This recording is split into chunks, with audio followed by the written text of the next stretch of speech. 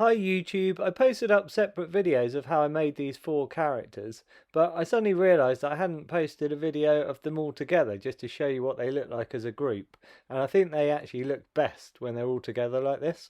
So these are the main characters from the REBO band from Return of the Jedi. This guy's called Droopy McCall, and you can see here I made his little instrument. It looks sort of a bit like a kind of an oboe type thing. And then I've made this little extra microphone as well, which I think is a nice little touch at the end. Just made it out of loads of bits of tubing and things I had lying about, and then just spray painted it silver basically and screwed it on. This is Max Rebo, and the hard thing with him was making his little kind of piano thing that he sits in, which turned out to be not little, it's absolutely massive. But I think it's the thing that I'm most pleased with actually. It was worth putting all the time in. And I love the way he's turned out with all these kind of wrinkles and things on his skin texture.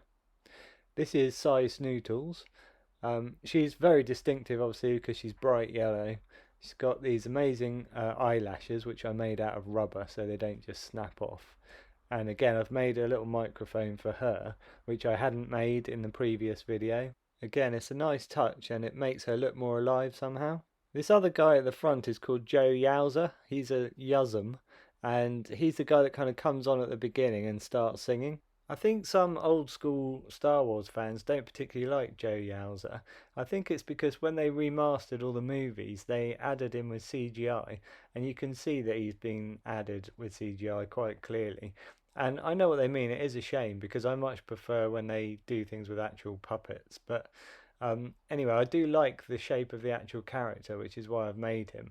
I think, yeah, as a little creature, he's a good one, and I really quite like the shape of him.